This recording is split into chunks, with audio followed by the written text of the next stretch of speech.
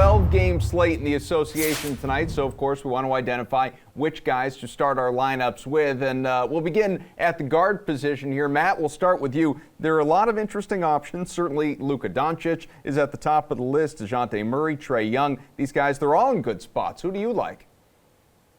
So I think that there's a team that you basically have to play someone from, at least as the slate stands now, where the Utah Jazz have three really very underpriced guards with Donovan Mitchell out of the lineup. I think the guy that I like the most right now is Nickeil Alexander-Walker at 3,100, but Mike Conley's a good play. Jordan Clarkson's a good play. I do imagine those two guys in the 5,000s, though, are going to be really popular. So Alexander Walker sort of gets you leverage off of those two players. If one of them gets in foul trouble, doesn't play well, the game's a blowout, any sort of thing like that, Alexander Walker would be the clear beneficiary there. So I think if more people play Conley and Clarkson, you go with Nickeil Alexander-Walker. But one of these guys at least is going to be very good just because of how much usage opens up with Mitchell. And then also Bojan Bogdanovic is also out for this team. So I think you do have to play someone on Utah if it's one of these three. I like Alexander Walker, but it could really be any of them. Yeah, NAW, $3,100 and projected for north of 20, 25 points in that vicinity. Jeff, what about you? Is this also a pay down spot? Yeah, not quite as far down as Matt. I like the value on Tyler Herro at 7,400. The Thunder really struggle against everyone, but specifically guards, ranking 26 in DK fantasy points allowed to them. Herro has scored 42 plus fantasy points in back-to-back games, and he really given the keys with the second unit. He's seen a usage rate of 28% or higher in 6 of his last 8 games. On a Miami team that doesn't score a lot, Herro is a huge help off the bench. He ranks second on the team in points per game, only behind Jimmy Butler. Speaking of Butler, he's questionable tonight with a right ankle sprain. If he's unable to suit up, that makes Herro even more enticing. Let's go to forward. Jeff, we'll stay with you. Some interesting options here as well. Kevin Durant, a clear favorite. He's going to be pretty chalky tonight, I imagine, as well. Jason Tatum, that one could turn into a blowout in Sacramento. I kind of want to swallow my tongue when I say this one, but R.J. Barrett is in a good spot tonight. What do you think?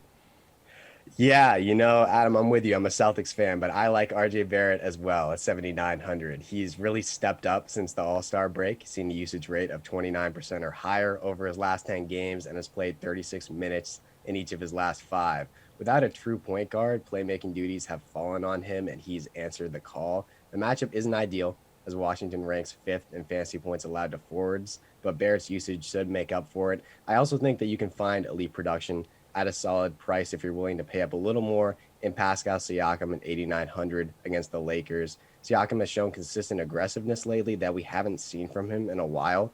He's racked up 52 plus TK fantasy points in 4 straight games. One of those performances coming against the Lakers, also seeing a usage rate of 27% or higher in all of those contests. LA has been absolutely putrid defensively as of late, ranking 27th in defensive rating over the last 10 games and 27th overall in fantasy points allowed to big men. Maddie, is this where you give me like Corey Kispert or PJ Tucker? Or are you going to spend some of that $50,000 salary? I think I'll spend a little more, but first, this mutual respect between New York and Boston. Some people might find it gross. I think it's very heartwarming. It's nice to see.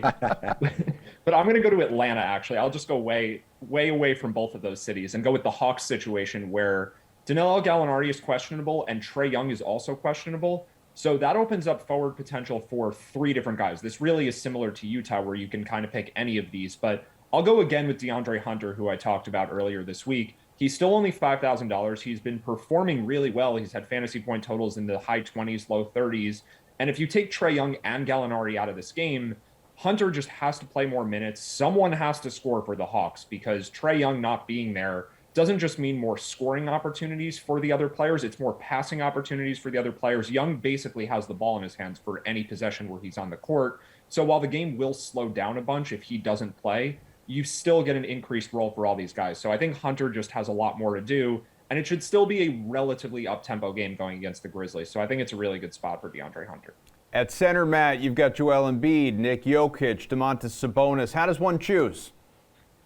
I think you just save a little here. I mean, I like all of those plays, but I do think it's likely that Jimmy Butler does sit, as Jeff talked about. So Bam Adebayo is only $8,300, and that's just far too cheap for him in a great matchup against OKC without Butler there potentially. And if PJ Tucker, who's also questionable, Caleb Martin is also questionable, if those guys are out too, it's just a little bit more of a chance the game stays close for Bam. But I will just throw in a caveat here. I like this play a lot more if Shai Gilgeous-Alexander is on the court, because again, that's going to add more possessions. Not quite like Trae Young, but Gilgeous-Alexander does drive the tempo of the game. And also it's much more likely to stay close if he's playing. So I like Bam really only if SGA is playing, but I do think the Thunder, for whatever reason, when he's been questionable, they just keep playing him, even though they have nothing going on for them at this point in the season. I think he's just been playing so well, they want him out there. So I think SGA does play tonight, and I think Bam is in a good spot if Butler is out. Jeff, you've got good mid-tier options too. Christian Wood, Rudy Gobert.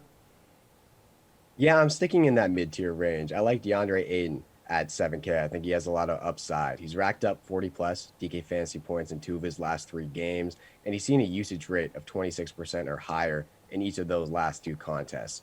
I'm revisiting my favorite stat here as the resident Bulls hater, or at least that's what I've turned into, but Chicago's 2-15 against teams above 600. Phoenix obviously qualifies for that mark as they boast the best record in the NBA. The Bulls also rank 24th in DK fantasy points allowed to centers, so I'd expect a lot of that to go through Ayton tonight.